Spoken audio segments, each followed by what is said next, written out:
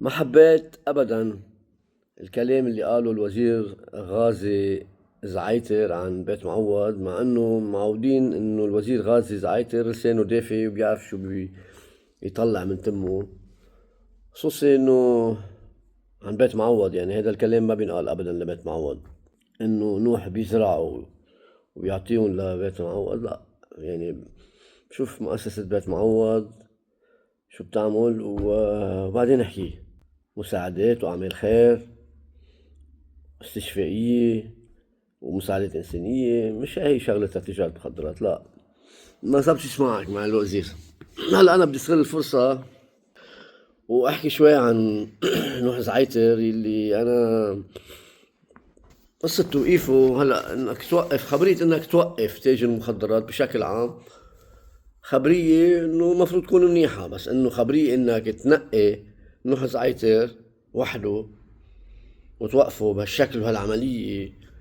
مش عم بحكي أنا عن الجهاز اللي رح وقفه، أنا لا، أنا عم بحكي عن الجهة السياسية اللي طلبت توقيفه لنوح زعيتر.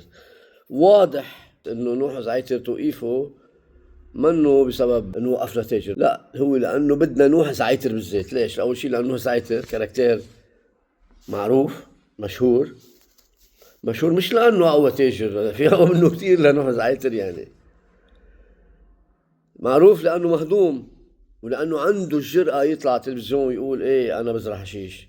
بحب الحزب، بحب الله يرحمه السيد. ومعروف لانه عنده علاقات مع سياسيين. كذا مرة لمح هو انه في سياسيين كتير بياخدوا منه، اما بيعرفهم. اما انا تقديري الخاص، نوح زعيتر شغلتين. اول وحدة هدية للمجتمع الدولي انه وقفنا نوح زعيتر. مش بدك توقف شخص، يعني فيك توقفهم كلهم. يعني بيئة الاقتصاد متخزنة، بدك تعمل شي دعاية قوي كتير، توقف نوح زعيتر، احلى دعاية. يا اما وقفوا نوح زعيتر مشان يضغطوا على احد الجهات السياسية. ما بتعملوا هيك بيحكي نوح، اما بننشر تحقيق نوح. ابصر نوح مين مفوت معه من السياسيين اذا كان بتسلق اموره لنوح اما بموضوع تعاطي. انا هيدي اللي برجحها، نوح توقف وسيله ضغط على احد الجهات السياسيه. انا هيدا رايي، بس انا ما بعتل همه لنوح. هلا نوح اضرب عن الطعام. اهم شيء الاستاذ اشرف الموسوي ما يضرب عن الطعام، لانه معه محامي شابوبا. لو ما في ضغط سياسي هائل انا بقولكم اشرف الموسوي كان طلعه لنوح زعيتر باي ناو. يعني اذا ما طلعوش لانه بالقانون بيطلعوا بالاقناع القاضي انه خيي ما بقاش في غير نوح. بعدين بالقليل نوح زغيتر عنده شغله مهمه، انه ما بيتاجر بالهيروين. يعني هيدا السم، هيدا اهم شغله انا هون مفروض اعترف له فيها. بعدين ضغط نظيفه ولسانه طابش هيدا على سبيل المزاح. تحية لخيي نوح مطرح منك بالحبس. أنا مرة صار حديث أنا وياك على الفيسبوك، وإذا الله قدرني بزورك. وأنا مش مبسوط بتوقيفك أبدا.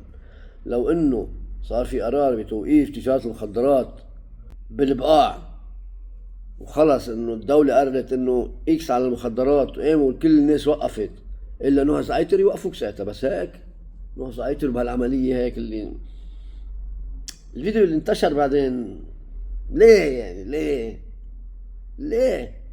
من أي متى الدولة بتنشر فيديوهات لهيك محرجة؟ يعني دخيلكم انه نوح زعيتر زلمة عمي الخير قبل كل شيء.